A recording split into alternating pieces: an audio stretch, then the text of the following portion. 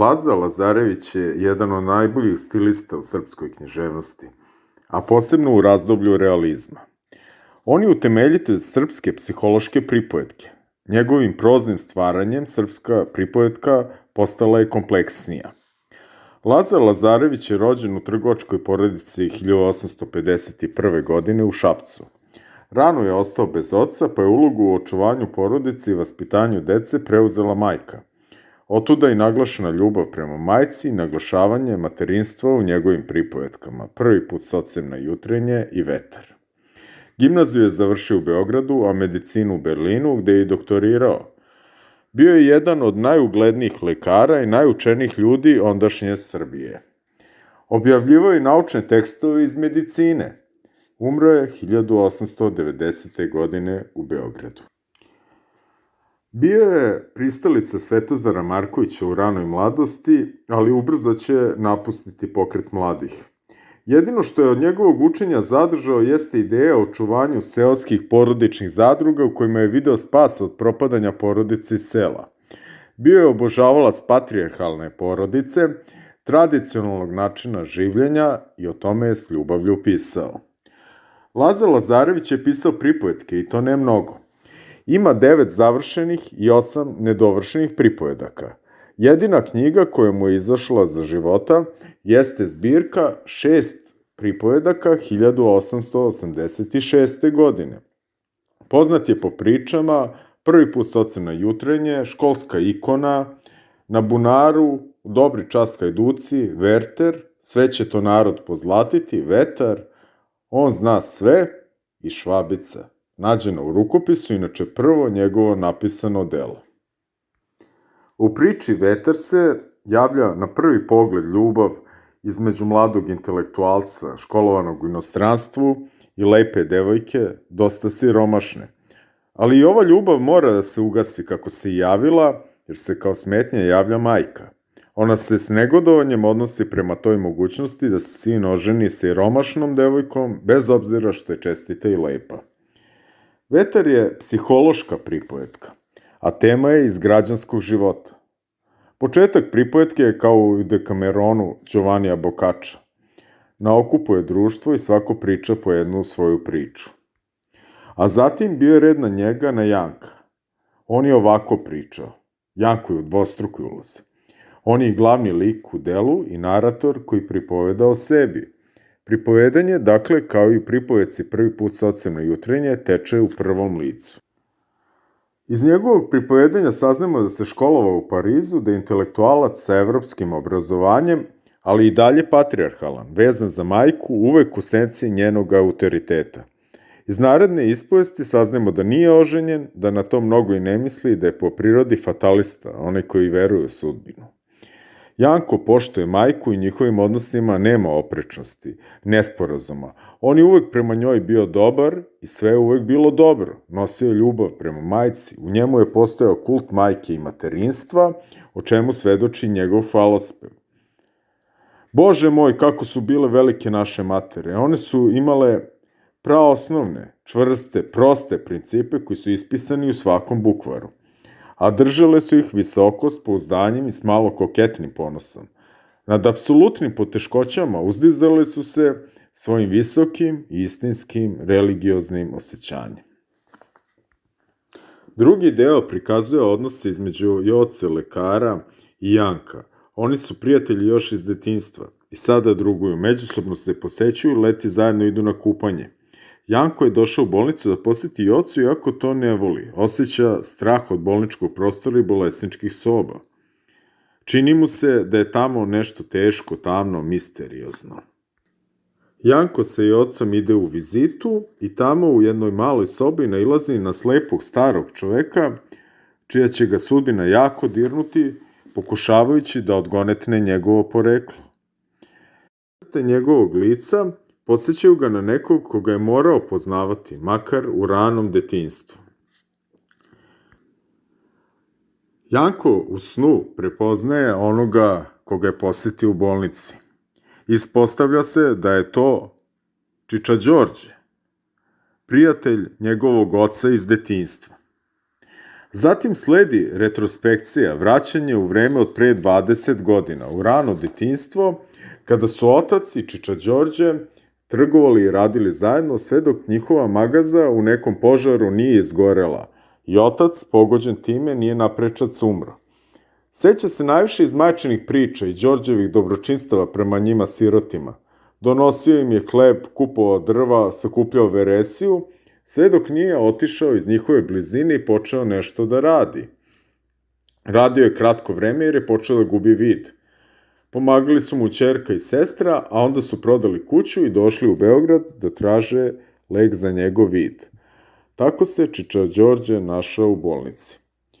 Retrospektiva se prekida, zatvara i ponovo ustupa mesto sadašnjem trenutku. Majka sa pripremljenom hranom odlazi u posetu Đorđu, jer je tek od Janka saznala gde se nalazi. Janko ponovo odlazi u posetu. U malu sobu u kojoj je Đorđe. Ulazak u sobu praćen je Jankovom nelagodom, kolebanjem i predosećanjem, odnosno verom u nešto sudbinsko, nešto što je na putu da mu osmisli život i da ga sasvim usreći. Ne umem da koračam i tada mi se učinilo da se nešto značajno sa mnom zbiva, da se moja sudbina rešava, a kao veliki predznak svemu tome ukazuje se sobni prostor u svom simboličkom značenju. Soba je bila okrečena, ne, osvetljena, ne, ozarena nekom fosforastom, ljubičastom nekom, ja ne znam ni sam kakvom svetlošću. Umesto svetlosti prikazuje se mlada žena. Ona je ta svetlost koju je njegova duša slutila i osetila u vidu prisustva. Sedela je na krevetu i gledala u njega, Janka. Njemu se činilo da taj pogled dolazi od ozgo, da silazi kroz njega i da ga prikovanog drži. Kao da je neki oganj prošao kroz njega i nestao. Dakle, ta devojka je imala crne oči velike, tako da je od njih duvao neki vetar. Vetar je motiv koji se često javlja u priči i u izmenjenim značenjima. Zatim sledi opis devojke. Kosa i obrve bile su joj plave. Stasa je bila srednjeg i snažnog, nešto zanimljivo, mramorasto, belo, čvrsto i elastično se svijalo u gibke oble linije, pune živosti, snage i jedrine. Sve miriše na proleće, izdašnost, plastičnost. Pred njom srce kleca, a jezik je obamro. Sledeći važan moment u pripovedci nastaje kada se Janko vraća iz bolnice nakon susreta sa Đorđem i devojkom, njegovom ćerkom. Posle ručka on leškari i razmišlja, predaje se meditacijama, predmet njegovih razmišljanja su oči. Oni su isto što i svet, nema sveta bez očiju. Oni ga otkrivaju i u vidu slika prenose. Mi se tim slikama predajemo, od tih slika živimo, vezujući se za one koji imaju najviše smisla i najviše nam znače. Predmet opažanja, majka, Đorđe, devojka, postoji zahvaljujući vidu, očima. Bez njih sve je mrtvo, apstraktno. To je i povod da Janko razmišlja i da se naslađuje slikom oca i ćerke. Ćerka čuva oca, brine o njemu, usrećuje ga. Ali isto tako ona bi mogla biti izvor i njegovog usrećenja. To je već Jankovo podavanje emocijama, shvatanje sebe zaljubljenog u devojku, a što je nekako bilo u suprotnosti sa njegovom pariskom uštirkanom košuljom. U prvoj noći nakon susreta sa i ocom Janko sanja, prostrana livada, vazduh miriše, a negde kukavica kuka, odnekud puše vetar i to tih, topal, mirišlja vetar. I onda jedan jak vetar. U snu čuje kucanje sata, vidi devojku koja ga doziva imenom, prilazi mu, a od nje nešto blješti i gora se rastavlja i giba i sve miriše. I ona se giba i sve više upija u mene. Dolazi i oca, gleda u nju. Ona u ruci ima lutrijsku obveznicu koja će nekome doneti sreću. Hartija je u vidu fišeka iz kog se prosipa zlato. I dok zlato teče, on vidi kako se ona udaljava od njega i grli i ljubi se i ocom. To je Jankov san u kome se ono što je nesvesno iskazuje na simboličan način. Njegova zaljubljenost u devojku i strah da će i oca uzeti i sreća, dobitak pripasti njemu. Probudiši se poražen snom, Janko razmišlja, bolje reći sanjar i onome što je bilo. Opet retrospekcija u kojoj se javljaju likovi devojaka sa kojima je bio, a koje je vihor odneo. Ponovo ih vidi mlade, lepe i stamene, Karolinu, Mariju, Stanku. Sve su to otisci njegove duše koje doživljava novu buru na sentimentalnom planu. A onda je došao i dan kada je duvao jak vetar, vior, i nosio sve. Tada se otvaraju vrata i u njihovu kuću ulazi Đorđe sa sestrom i ćerkom. Janko je zbunjen, u njegovoj svesti je mnogo misli, mnogo toga što je ovih dana prošlo kroz njegovu svest. Javlja se misao na jučerašnji san, na Jocu u tom snu. On shvata da se bliži trenutak kada treba sve da se reši. A kada gosti, Đorđe i ona, devojka, polaze, Janko se osjeća izgubljenim, ne zna šta da kaže i preduzme. U njemu, patrijarhalnom sinu, koji je strogo poštovao stari princip ponašanja, sve sa svetom i kad je čemu vreme, javlja se panika, nesnalaženje i pitanje šta će reći majci, kako će reći i da li će to majka razumeti. Osjećanja, mnogo borbe, grča i straha od neizvesnosti i majčinog reagovanja. A kada je majka iskreno, ali ne kao podršku njemu, mirno izgovorila krasno dete, u njemu se javlja misao da ga majka podržava, da je sreća već tu.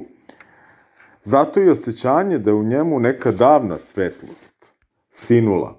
Ohrabren, Janko skače nestrpljivo pitajući da ih pozovem. Međutim, u tom trenutku pred Jankom će se isprečiti njena lepa i suha ručica kao crveno more pred Mojsijem.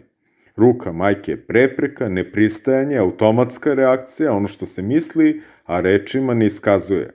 Videvši šta je učinila i plašeći se da mu ne nanese bol, majka mu kaže: idi ako ćeš. Da bi još jednom ponovila: idi ako ćeš, Bog ga ubio ko ti u tome stane na put. Janko je hteo da poleti za njima, ali se nije pomakao s mesta jer je posumnjao u iskrenost reči svoje majke.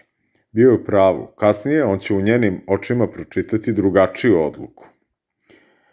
U Janku se prelamaju java, stvarnost u kojoj se živi i san. Pored sna u pripovici se javljaju još i sanjarenje i snoviđenje, čime se realizam Lazara Lazarevića još više uvećava. Sanjarenje o detinjstvu, prošlim ljubavima koje razgaljuju srce, san u kome on sreće ćerku Đorđa sa lutrijskim lozom i brojem i zagrljeni vidi doktora Jocu i nju, zatim završna slika u priči naliči na snoviđenje, kada on gleda za Đorđem i devojkom, a u daljini ispred njih vidi i Jocu, govori i o uključivanju posvesnog u pripovedanje. U osnovi pripovetke Vetar sadržana je jedna neostvarena ljubav, a glavni motiv, prisutan i u naslovu, jeste vetar. On ima simboličko značenje i javlja se na više mesta. Prvi put se javlja pri prvom susretu sa devojkom, ćerkom Čiča Đorđa, kada kaže da je imala crne oči, velike oči i da je od njih duvao neki vetar. Drugi put se javlja u Jankovom snu i prerasta u jak vior. Međutim, vetar u snu može da se tumači kao najava značajnog događaja. Ljubav sa Marijom iz prošlosti bila je poetična, strastvena, ali je naišao jedan vior i sve je nestalo. Očigledno je da je vior na ovom mestu simbol prolaznosti, nestajanja i kratkoće trajanja. Na kraju pripovetke opet se javlja jak vetar i vior koji još jednom na simboličan način prikazuje strastveni život glavnog junaka, koji nema snage da prevaziđe zatvorenu svakodnevicu i da dozvoli da ga ponese vetar jakih osjećanja. Ovako, sve je vetar odneo, a njemu preostaje da se vrati u zatvoreni i ustajali život u kome ima dosta dima.